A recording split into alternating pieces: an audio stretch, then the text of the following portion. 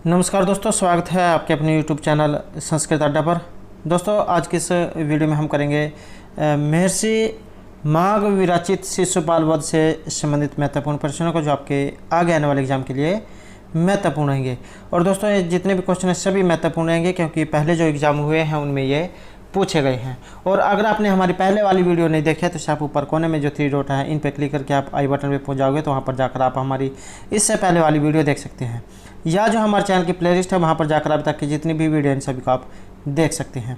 और अगर आपने अभी तक हमारे चैनल को सब्सक्राइब नहीं किया तो सब्सक्राइब कर ले, और साथ में जो घंटी वाला आइकॉन है उसे जरूर दबाएं, जिससे जो आपको हमारे आने वाली जो वीडियो है उसकी नोटिफिकेशन मिलती रहेगी। और दोस्तों, वीडियो को लाइक, कमेंट और शेयर जरूर कीजिएगा और हमारे साथ अंत तक बने रहिएगा। तो हमारा यहाँ पर फर्स्ट क्वेश्चन है, शिशुपाल वध के रचयिता का नाम। तो इनके रचयिता हैं ऑप्शन डी, महर्षि माघ। तो इनके द्वारा रचित जो यहाँ पर काव्य जो है ये शिशुपाल वध है। और अगर यहाँ पर जो अन्य जो आचार्य है इनकी हम बात करें तो यहाँ पर जो भारवी जो है इनके द्वारा जो रचित ग्रंथ है ये किरातोर्जुनीयम है। और भट्टी का द्वारा रचित ग्रंथ है रावणवध, और जो सुबंधु है इनकी है वासुदत्ता। और इनके महर्षि माघ का जीवन परिचय और इनका जो संबंधित काव्य जो है शिशुपाल वध, तो इसके ऊपर भी जो हमारे द्वारा पहले जो क्वेश्चन कराए गए हैं। और अगर आपने वो नहीं देखा तो उसे आप हमारे चैनल की प्लेलिस्ट में जाकर देख सकते हैं। नेक्स्ट है, शिशुपाल वधम का मूल स्रोत। तो ये महाभारत की कहाँ से लिया गया है। दोस्तों, यहाँ पर कई जो क्वेश्चन निकल के आते हैं कि एक तो शिशुपाल जो वध है, जो काव्य जो है, तो इसे कहाँ से लिया गया है। एक तो जो है महाभारत से लिया गया है। अब महाभारत के भी इनमें से किस पर्व से ये लिया गया है, तो ये रहेगा ऑप्शन सी, सभा जो पर्व है वहाँ से ये लिया गया है। और सभा पर्व में जो है ये 33 से 45 अध्याय तक जो इनका वर्णन हुआ है।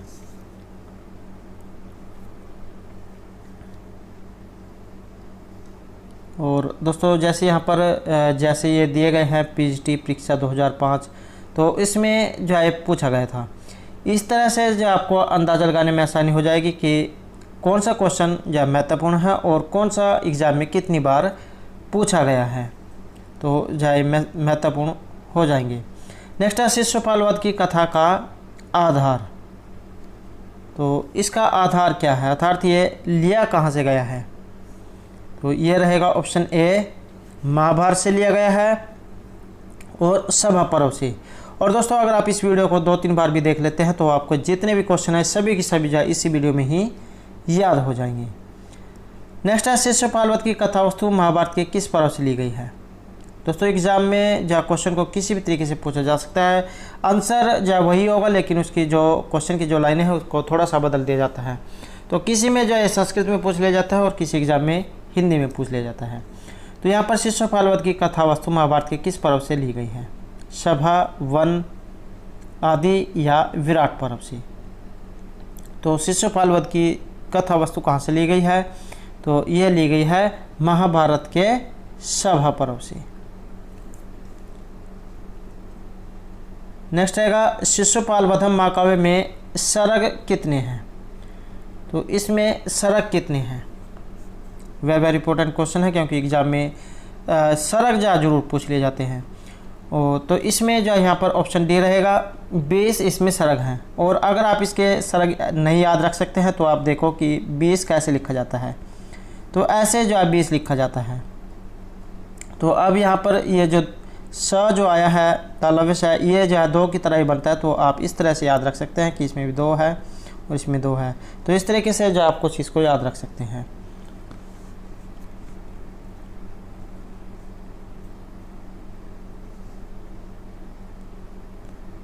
और जो कुमार संभव है इसमें 17 और महर्षि भारवी के द्वारा जो रचित है किरातोर्जुनीयम उसमें 18 हैं। तो आपने जो इनके अलावा ये भी याद रखना है। नेक्स्ट आएगा, शिशुपाल वध महाकाव्य में सर्गों की संख्या। तो इसमें जो ये क्वेश्चन इस तरह से पूछ लिया गया है। क्वेश्चन आंसर वही है, लेकिन जो है क्वेश्चन की लाइनें बदल दी गई है। तो आंसर रहेगा ऑप्शन डी 20। नेक्स्ट है शिशुपाल वध महाकाव्य से सर्गा नाम संख्या। तो यहाँ पर संस्कृत में पूछ लिया गया है इसी क्वेश्चन को यूपीएससी के एग्जाम में। तो शिशुपाल वध महाकाव्य से सर्गा नाम संख्या अस्ति, सर्गों की संख्या कितनी है? तो ऑप्शन सी रहेगा 20 थी। और दोस्तों आपने जो क्वेश्चन आंसर जो होता है उसको ध्यान से देखना है, क्योंकि एग्जाम में कई बार जो गिनती जो होती है संस्कृत में पूछ ली जाती है कि जो 20 को कैसे लिखा जाता है। तो इस ऐसे अष्टादश 18 और पंचदश 15, तो पंचविश 25, तो इस तरह से जो आपने गिनती भी याद रखनी है। नेक्स्ट है शिशुपाल वध में कितने सर्ग हैं? 17, 18, 19 या 20। इसमें जो पीएचडी की परीक्षा थी उसमें इस तरह से क्वेश्चन को पूछ लिया गया था। तो आंसर रहेगा ऑप्शन डी 20। अगला क्वेश्चन है शिशुपाल वध महाकाव्य में कितने सर्ग हैं? तो आंसर रहेगा ऑप्शन सी 20। अगला क्वेश्चन है शिशुपाल वध में सर्गों की कुल संख्या। तो ऑप्शन बी 20।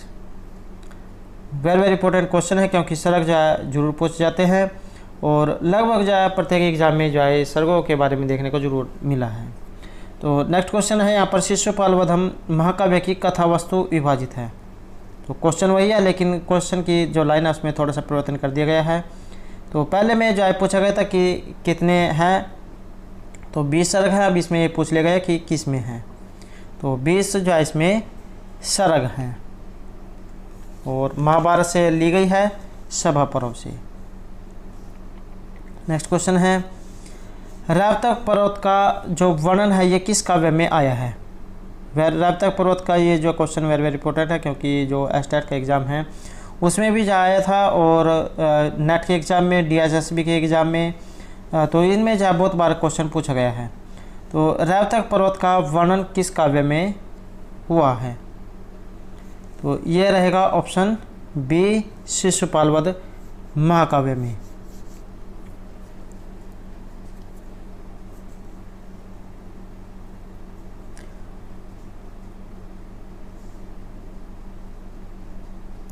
नेक्स्ट है रावतक पर्वत पर वर्णन किस काव्य में है? तो किस पर है? ये रहेगा ऑप्शन सी शिशुपाल वध महाकाव्य पर। और महर्षि माघ जो है इन्होंने कहीं कहीं पर जो अपूर्व कल्पना जो है उसका परिचय दिया है, जिसमें निर्देशना जो अलंकार है उसका प्रयोग करते हुए रावतक पर्वत के एक ओर सूर्योदय और दूसरी ओर चंद्रास्त को देखकर महाकाय हाथी के दोनों ओर लटकते हुए 2 विशाल घंटों की कल्पना कवि ने की है। तो इसी कल्पना की उत्कृष्टता के आधार पर माघ का नाम जो है घंटा माघ ये पड़ा है।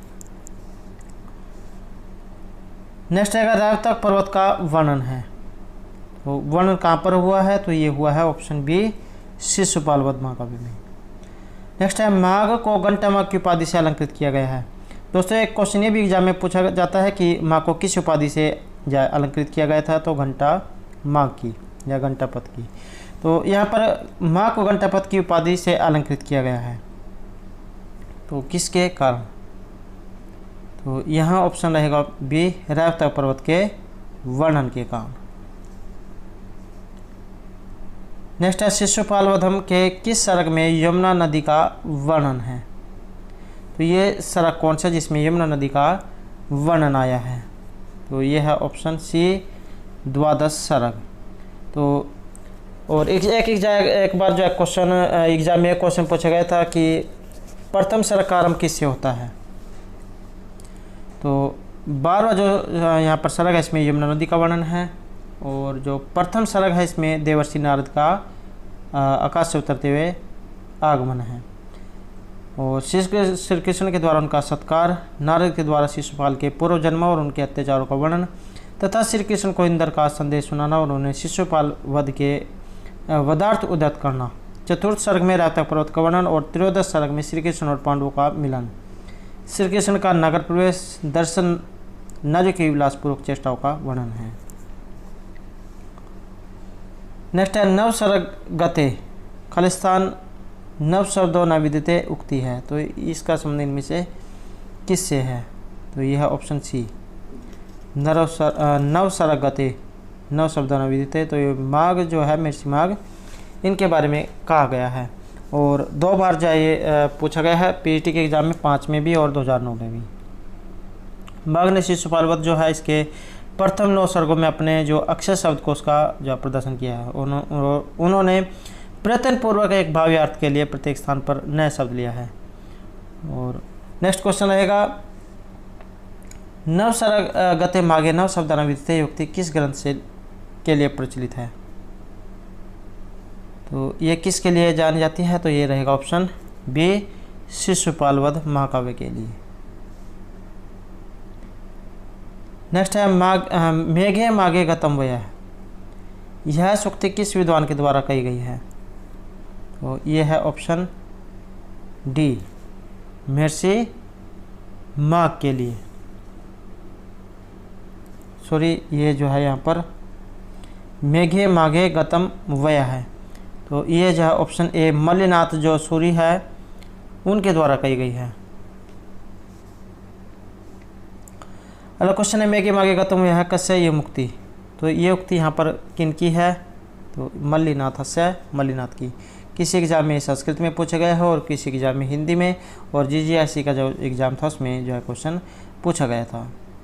तो नेक्स्ट क्वेश्चन है, शिशुपाल वध महाकाव्य का अंगी रस। तो रस से भी जो है क्वेश्चन जरूर पूछा जाता है, तो इसमें किस रस का प्रयोग किया गया है? तो इसमें रहेगा ऑप्शन बी, वीर रस। 9 जो रस बताए गए हैं, श्रृंगार, हास्य, करुण, रौद्र, वीर, भयानक, विवश, अद्भुत और शांत रस। नेक्स्ट क्वेश्चन रहेगा, शिशुपाल वधम का प्रमुख रस कौन सा है? तो ये है ऑप्शन सी, वीर रस। नेक्स्ट है, शिशुपाल वध का अंगी रस। तो ये रहेगा ऑप्शन डी, वीर रस।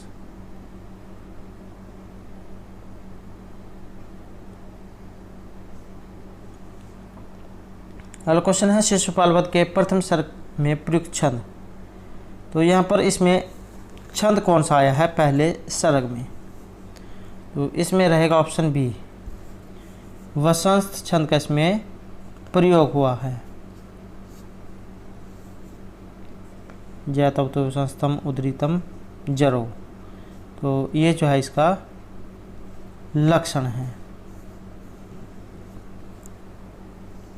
अगला क्वेश्चन है, और दोस्तों ये जो छंद जो है इनके ऊपर भी जो हमारे द्वारा पहले जो है वो वीडियो बनाई गई है, और उनमें जो है छंद से संबंधित क्वेश्चन कराए गए हैं। और अगर आपने नहीं देखे है तो उसे जो है ज़रूर देखिएगा, क्योंकि एग्ज़ाम में जो छंद जो है इनसे संबंधित क्वेश्चन जरूर पूछे जाते हैं। नेक्स्ट आएगा, शिशुपाल वधम के प्रथम सर्ग का प्रधान छंद। तो ये है ऑप्शन डी, वसंत छंद।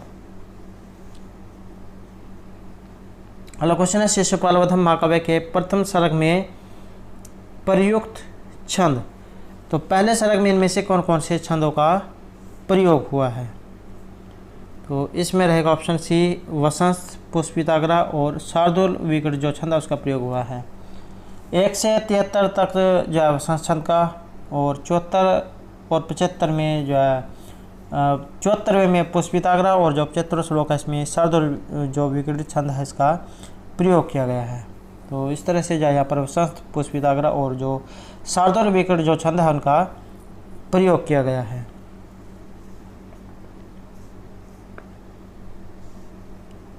नेक्स्ट है, श्री हैं पति श्रीमती शासितुम जगत में श्रीमती शब्द निम्नलिखित में से किसका विशेषण है? तो ये जो है यहाँ पर किसके लिए आया है? ये रहेगा ऑप्शन सी, वसुदेव के घर के लिए। और जो श्रेय जो होते हैं इसका अर्थ लक्ष्मी से है। और माघ के द्वारा रचित जो शिशुपाल वध महाकाव्य जो है इसमें प्रथम सर्ग जो है कृष्ण नारद संभाषण, दूसरा सर्ग वर्णन नाम, और तीसरा सर्ग यात्रा वर्णन, और जो चौथा है इसमें रावता पर्वत का वर्णन देखने को मिलता है। नेक्स्ट है, शिशुपाल वधस्य प्रथम सर्गे द्वारिकायाम कस्य आगमनम दृश्यते। महत्वपूर्ण जो क्वेश्चन है, प्रथम सर्ग में द्वारिका में किसका आगमन दिखाई देता है? तो ये है ऑप्शन बी, नारदस्य, नारद का। तो वासुदेव के घर में जय निवास करते हुए द्वारकाधीश श्री कृष्ण भगवान ने आकाश से उतरते हुए ब्रह्मा के पुत्र नारद मुनि को देखा था। अगला क्वेश्चन है शिशुपाल वधम के अनुसार शिशुपाल है, तो इनमें से कौन है?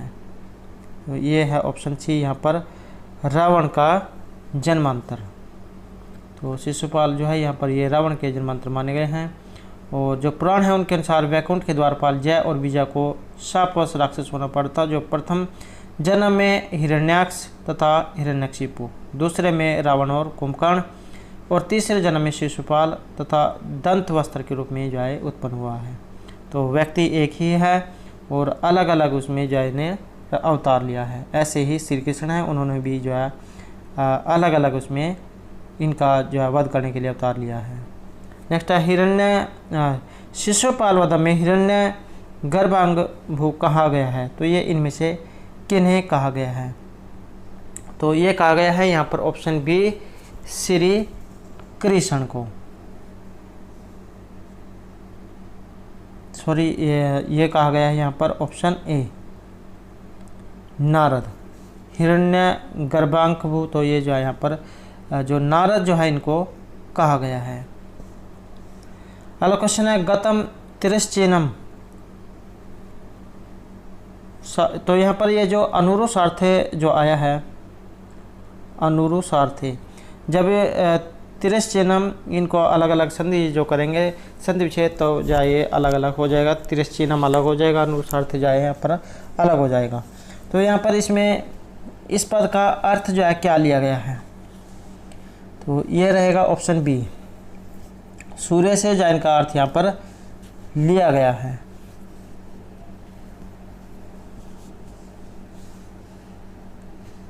नेक्स्ट रहेगा पिसंग, तो यहाँ पर जो ये दिया गया है, ये जो शब्द यहाँ पर दिया गया है, ये किसे समझ लिया गया है?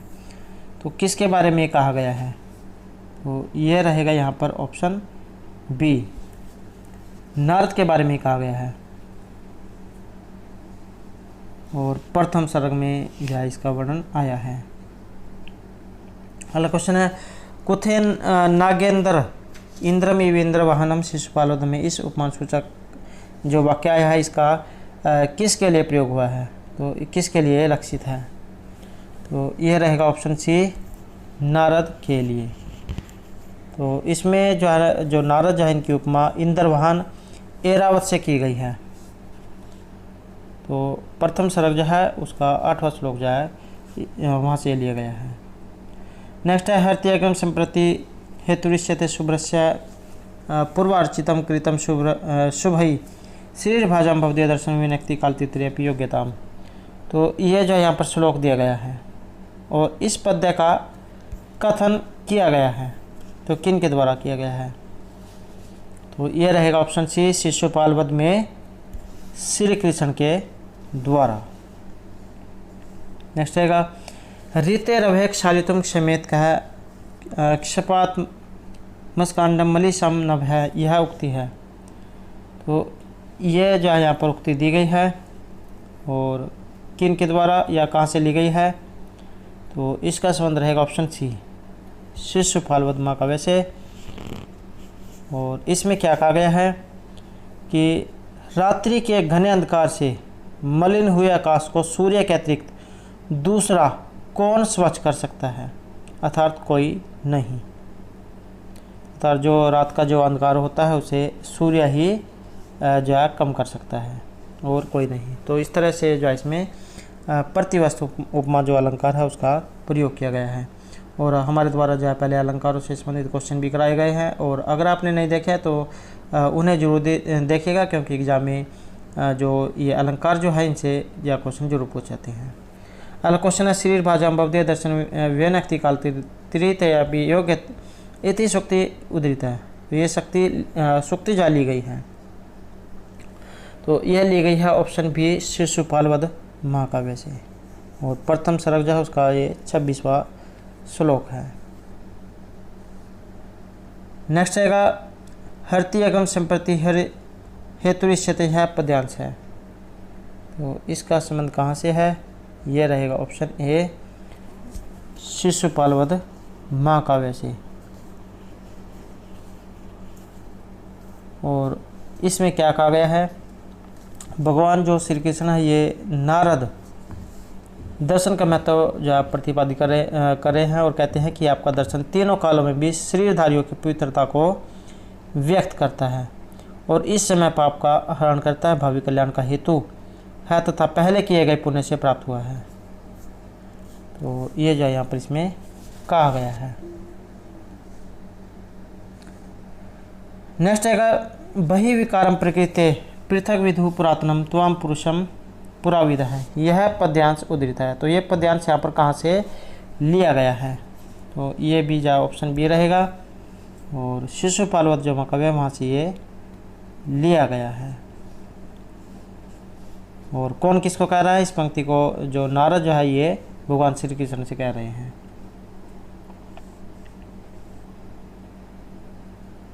अगला क्वेश्चन रहेगा श्रेयसी के तृप्यते इति इयम उक्ति उद्धृत है। तो ये जो उक्ति है ये ली गई है, तो ये रहेगा ऑप्शन डी शिशुपाल वध महाकाव्य से। और क्या कहा गया है कि कल्याण के विषय में कौन तृप्त हो जाता है, अर्थात कोई नहीं। नेक्स्ट आएगा श्रेयसी के तृप्यते इति सुक्तिर अस्ति। तो यहाँ पर जो है ये संस्कृत में पूछ ली गई है यूपीएससी के एग्जाम में। तो आंसर रहेगा ऑप्शन बी शिशुपाल वध महाकाव्य। नेक्स्ट है श्रेयसी के तृप्यते सुक्ति ग्रहण की गई है। तो इसमें भी जो ऑप्शन हमारा रहेगा ए शिशुपाल वधम। नेक्स्ट है जगत परभोर प्रस्य सुनु वैष्णव न चक्रमस्य क्रम अत्यधिक कंधरम श्लोकांश में वैष्णव पद प्रयुक्त हुआ है। तो ये जो वैष्णव शब्द है इसके बारे में पूछा गया है कि इसका जो अर्थ यहाँ पर क्या लिया गया है। तो इसका जो अर्थ है ये रहेगा ऑप्शन बी विष्णु उपासक से। और ये भी जो है यहाँ पर शिशुपाल वध का जो पहला सर्ग है वहाँ से लिया गया है। नेक्स्ट है और वेरी वेरी इंपॉर्टेंट सूक्ति है, क्योंकि यह जो सूक्ति जो है बहुत बार एग्जाम में देखने को आई है। तो महत्वपूर्ण जो सूक्ति रहेगी। और सदा भी माने एक दाना ही मानी न है, वो कहाँ से ली गई है, ये रहेगा ऑप्शन बी शिशुपाल वध महाकाव्य से। कि जो स्वाभिमानी जो होते हैं उनका मान ही धन होता है, पहला सर्ग से लिया गया है। नेक्स्ट है सती व्यवस्थित प्रकृति सुनिश्चला पुमान संभयती भवंतरेशोपी। तो यह पंक्ति ली गई है। तो ये जो कहाँ से ली गई है, तो ये रहेगा ऑप्शन ए शिशुपाल वध महाकाव्य से। नेक्स्ट है सती व्यवस्थित प्रकृति सुनिश्चला पुमान संभयती भवंतरेशोपी। तो इति सुवासितम प्रोक्तम वर्तते। तो यहाँ पर ये संस्कृत में ही पूछ लिया गया है। तो ये रहेगा ऑप्शन ए जो है यहाँ पर शिशुपाल वध महाकाव्य से। अगला क्वेश्चन है यहाँ पर शिशुपाल वध के प्रथम सर्ग में श्लोक, वेरी वेरी इंपॉर्टेंट जो है क्वेश्चन है। श्लोक पूछे गए हैं कि पहले सर्ग में श्लोक कितने हैं। तो इसमें जो है 75 श्लोक रहेंगे। नेक्स्ट है एकमात्र वर्ण दकार का प्रयोग करते हुए जिस महाकवि ने पद्य निर्मित किया था, तो ये कौन है, महत्वपूर्ण क्वेश्चन है। और दकार का प्रयोग करते हुए किस महाकवि ने एक पद्य का निर्माण किया था, तो ये थे ऑप्शन यहाँ पर बी महर्षि माघ। इस तरह के क्वेश्चन जो है जरूर एग्जाम में उलझाते हैं, तो आपने याद रखना है। नेक्स्ट क्वेश्चन है यहाँ पर नैस्य चरित में सरग। तो ये जो नैस्य जो चरित है इसमें सरग कितने हैं, तो इसमें रहेगा ऑप्शन सी 22 सरग हैं। और जो श्रीहर्ष जो है उनके द्वारा ये रचित है और महाकाव्य है। और जो बृहत्त्रयी है उसमें इनकी गणना होती है। राजा जो नल और दमयंती उनकी जो प्रेम कथा है उसका इसमें वर्णन हुआ है। और ये जो यहाँ पर श्रीहर्ष है और इनका जो काव्य है नैस्य चरित इसके ऊपर भी जो हमारे द्वारा पहले जो है बहुत से क्वेश्चन कराए गए हैं, और अगर आपने नहीं देखे हैं तो उसे आप हमारे चैनल की प्लेलिस्ट में जाकर देख सकते हैं। तो ये जो श्री हर्ष जो है इनके पिता जो है, इनका पिता का नाम था श्री हीर और माता का नाम था मामल देवी। कन्नौज के जो राजा थे जयचंद्र, उनके आश्रयदाता ये थे। और एग्ज़ाम में ये भी पूछा जाता है कि इनके पिता का नाम क्या था या माता का नाम क्या था। या एक एग्ज़ाम में ये भी क्वेश्चन पूछा गया था कि श्री हीर इनके पिता का नाम है तो ये कवि कौन है, या मामल देवी इनकी माता का नाम है तो ये कवि कौन है या किसके बारे में वर्णन हुआ है। तो श्री हर्ष जो है इनके माता पिता का नाम श्री हीर और मामल देवी था, तो आपने याद रखना है। और श्री हर्ष के प्रति जो गौरव सूचनार्थ राजा उनको 2 पान और आसन देते थे। श्री हर्ष का जो समय है निर्बाध रूप से 12वीं जो शताब्दी है इसका उत्तरार्ध माना जाता है। और नैसद चरित के सर्गांत में श्री हर्ष की जो रचनाएं हैं उनका वर्णन भी हुआ है, जैसे स्थैर्य विचार प्रकरण, श्री विजय प्रशस्ति, खंडन खड खाद्य, गोडोर वसिकुल प्रशस्ति, अर्ण वर्णन, छिंद प्रशस्ति, शिव शक्ति सिद्धि, नव शाशांक चरित, चंपू। और तो ये जो यहाँ पर जो खंडन खाद्य जो है इसमें ईश्वर अभिसंधि ग्रंथ का 5 बार जब उल्लेख हुआ है। तो इनके बारे में से ज़्यादातर एग्जाम में यही पूछा जाता है, इनके माता पिता का नाम और किस राजा के आश्रयदाता थे, तो इतने ही ज़्यादातर पूछा जाता है। या इनके जो महाकाव्य है इसके बारे में पूछा जाता है। नेक्स्ट आएगा नैषध चरित किस श्रेणी की रचना है। तो बृहत्तरी में तो जाए गिना जाता है। अब ये किस श्रेणी का है, तो ये भी क्वेश्चन यहाँ पर महत्वपूर्ण हो जाता है। तो ये रहेगा ऑप्शन ए, महाकाव्य है, बृहत्तरी में गिना जाता है। नेक्स्ट है किस महाकाव्य को विद्वानों के लिए औषधि कहा गया है। तो किसे कहा गया है, तो ये है ऑप्शन बी, नैषध चरित को। और नैषध विशदोषधम आपने जो ये एग्जाम में सूक्ति आती है तो आपने ज़रूर सुनी होगी। और एक जो ये भी आता है कि तावत भारवी भांति यावत न मगस्य नवोदय उदित नैषधे काव्य कवमाग काव्य है भारवी।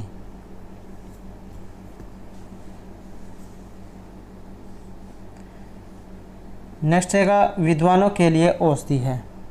विद्वानों के लिए औषधि इनमें से किसे कहा गया है, तो ये जो नैषध चरित जो है इसे यहाँ पर विद्वानों के लिए औषधि कहा गया है, नैषधम विद्वत औषधम। नेक्स्ट है उदित नैषध काव्य कव माघ है कवचा भारवी, यहाँ नैषधे पद किस महाकवि की ओर संकेत करता है। तो ये करता है यहाँ पर ऑप्शन सी, श्री हर्ष के लिए। उदित नैषधे काव्य जब यहाँ पर श्री हर्ष का जो नैषध चरित है इसका उदय होता है तो माघ और भारवी के जो काव्य है ये पीछे रह जाते हैं। नेक्स्ट नैषध चरित में मुख्य रस है, तो किस रस का इसमें प्रयोग हुआ है, तो इसमें रहेगा ऑप्शन बी, राजा नल और दमयंती जो उनकी प्रेम कथा का वर्णन है। तो प्रेम जो है, प्रेम वर्णन जो होता है ये श्रृंगार रस के रूप में आता है। अगला क्वेश्चन है यहाँ पर श्रृंगार अमृतांशु विशेषण, ये यहाँ पर किस काव्य के लिए आया है, तो ये प्रयुक्त हुआ है यहाँ पर नैषध चरित के लिए। और 22 सरग हैं इसमें, और एक एग्जाम में श्लोक भी पूछ लिए जाते हैं, तो 2830 का श्लोक का जो इसमें प्रयोग हुआ है। नेक्स्ट है रघुवंश महाकाव्य किसकी स्तुति से प्रारंभ होता है, तो रघुवंश महाकाव्य जो है ये महर्षि कालिदास जो उनके द्वारा रचित है, और इनका प्रारंभ किससे होता है, तो ये जो शिव जो पार्वती है उनसे प्रारंभ होता है। और आपने जो है इसमें एक श्लोक सुना होगा, वागर्थ ईव संपृक्त वागर्थ प्रतिपत्ति जगत है पितृ वंदे पार्वती परमेश्वरो, तो यहाँ पर पार्वती परमेश्वर का नाम आया था, शिव पार्वती का, तो इससे जो इनका प्रारंभ होता है। नेक्स्ट रहेगा रघुवंशम, ये जो रघुवंश जो है ये किस श्रेणी का है, तो ये है ऑप्शन ए, महाकाव्य, और 19 जो है सर्गों का इसमें प्रयोग हुआ है। 31 जो सूर्यवंशी जो राजा हुए हैं उनका इसमें प्रयोग हुआ है, दिलीप, रघुवंश, दशरथ। नेक्स्ट आएगा रघुवंश में कुल सर्ग, तो इसमें कितने सर्गों का प्रयोग हुआ है? 15, 17, 19 या 13। तो इसमें रहेगा ऑप्शन सी 13 सर्गों का। नेक्स्ट है रघुवंशियों का कौन सा काल अनुक्रम यहाँ पर सही है? तो समय के अनुसार इनका सही क्रम कौन सा है? तो यहाँ रहेगा ऑप्शन ए रघु, आज, दशरथ, राम। 19 सर्ग हैं, 31 से जो राजा हुए उनका इसमें वर्णन है। सबसे पहले जो इसमें मनु हुए हैं, उसके बाद दिलीप, रघु, अज, दशरथ, राम, लव, कुश, अतिथि, निषद, नल, नभ, पुंडरीक, क्षेमधनवा, देवानीक, अहिनग, पारियात्तर, और उसके बाद जाए यहाँ पर शील, उन्नाभ, वज्रनाभ, शंखण, व्युतियासव, विषवसह, हिरण्यनाभ, कौशल्या, ब्रह्मिष्ठ, पुत्र, पुष्य, ध्रुवसंधि, सुदर्शन और अग्निवाण। और जो अग्निवाण जो है इनके बाद इनकी पत्नी और तथा गर्भस्थ बालक को जो राज्याधिकार दिया गया था। तो इसमें जो है इतनी पूछ जाता है कि कितने जो है राजाओं का इसमें वर्णन हुआ है, तो 31 जो राजा हुआ है इनका इसमें वर्णन है। और किस वंश से इनका संबंध था? ये सूर्यवंशी थे। तो सूर्यवंशी या कहीं पर जो आपको इक्ष्वाकु वंशी भी देखने को मिल सकता है, तो बात एक ही है। तो सूर्यवंशी राजाओं का इसमें वर्णन हुआ है। अगला क्वेश्चन है गंगा यमुना के संगम का वर्णन इनमें से कहाँ पर प्राप्त होता है? तो ये है ऑप्शन बी कालिदास के द्वारा रचित जो रघुवंश है इसमें वर्णन हुआ है। नेक्स्ट है संतति शुद्ध वंश ही प्रत्रह च शर्मणे सूक्ति ग्रहण की गई है। तो ये सूक्ति है, तो कहाँ से ये ली गई है? तो ये रहेगा ऑप्शन सी रघुवंश महाकाव्य से। और इसमें कहा गया है कि शुद्ध वंश में उत्पन्न पुत्र इस संसार में तथा परलोक में भी कल्याणकारी होता है। नेक्स्ट है संतति शुद्ध वंशा ही परित्रह से शर्मणे इति सूक्ति वर्तते। तो ये सूक्ति भी आ सकती है, कहाँ से ली गई है? तो ये रहेगा ऑप्शन सी रघुवंश महाकाव्य से। नेक्स्ट है शस्त्रेण रक्षम यद संख्या रक्षम न तद्यश शस्त्रम वृता क्षीणोति एवं मुक्ति कालिदास से कस्मिन् ग्रंथे अस्ति। कालिदास के द्वारा रचित है और किस ग्रंथ से ये ली गई है? तो ये रहेगा ऑप्शन सी रघुवंश महाकाव्य से। नेक्स्ट है प्रतिबंधनाति ही श्रेय पूजा व्यतिक्रम है सूक्ति एवं कस्मिन् काव्य वर्तते। तो ये जो सूक्ति यहाँ पर किस काव्य से ली गई है? तो ये भी रहेगा ऑप्शन डी रघुवंश महाकाव्य से। यूपीएससी की परीक्षा हुई थी 2018 में, तो वहाँ पर जाए क्वेश्चन आया था। तो अब भी जाए यूपी में जो एग्ज़ाम होने वाले हैं तो उनके लिए जाए महत्वपूर्ण रहेगा। और वैसे तो ये जो जितने भी क्वेश्चन हैं सभी महत्वपूर्ण है, सभी एग्जामों में जो संस्कृत के इसी तरह के क्वेश्चन पूछे जाते हैं। तो नेक्स्ट क्वेश्चन है यहाँ पर विश्वजीत नामक यज्ञ भवती। तो विश्वजीत यज्ञ का वर्णन जो है यहाँ पर कहाँ पर है? तो ये रहेगा ऑप्शन सी सरस्वादनम। और जो महाराज जो दिलीप हैं उन्होंने वशिष्ठ के निर्देश के अनुसार कामधेनु जो गाय थी, कामधेनु की पुत्री नंदिनी की सेवा करके पुत्र प्राप्त किया था। और जो राजा दिलीप है इन्होंने यह किया था जिसमें अशोक की रक्षा का दायित्व जाइए रघु को सौंपा गया था, और उसे इंद्र ने जो छल पूर्वक छुड़ा लिया था। तब इंद्र ने युद्ध करके रघु ने अशोक को छुड़ा लिया था, फिर उन्हें दिग्विजय प्राप्त की थी। अपनी अर्जित संपत्ति से उन्होंने विश्वजीत नामक यज्ञ किया था और ब्राह्मणों को अपना सर्वस्व दान कर दिया था। तो ये सर्वस्व दानम इसका अर्थ यहाँ पर लिया गया है विश्वजीत यज्ञ में। तो विश्वजीत यज्ञ था और यहाँ पर सब कुछ अपना जो दान कर दिया गया था। नेक्स्ट है सहस्र गुणम उत्सृष्टम आदत्ते ही रसम रवि ही। तो ये जो सूक्ति है तो इसका संबंध है यहाँ पर ऑप्शन ए रघुवंश महाकाव्य से। 18वां जो श्लोक आया है उसमें जो है इसके बारे में बताया गया है। तो दोस्तों ये थे हमारे आज के यहाँ पर जो शिशुपाल वध रचित शिशुपाल वध जो महाकाव्य है महर्षि माघ द्वारा रचित, इससे संबंधित और नैषधीय चरित्र और रघुवंश से संबंधित कुछ महत्वपूर्ण क्वेश्चन जो आपके आगे आने वाले एग्जाम के लिए महत्वपूर्ण आएंगे। और दोस्तों इनके ऊपर जो हमारे द्वारा पहले भी बहुत से क्वेश्चन कराए गए हैं, तो आप उनको जरूर देखिएगा। और दोस्तों अगर आपने अब तक हमारे चैनल को सब्सक्राइब नहीं किया तो सब्सक्राइब कर ले और साथ में जो घंटी वाला आइकॉन है उसे जरूर दबाएं, जिससे आपको हमारे आने वाली जो वीडियो है उसकी नोटिफिकेशन मिलती रहेगी। और दोस्तों वीडियो को लाइक, कमेंट और शेयर जरूर कीजिएगा और हमारे साथ अंतर बनाने के लिए धन्यवाद।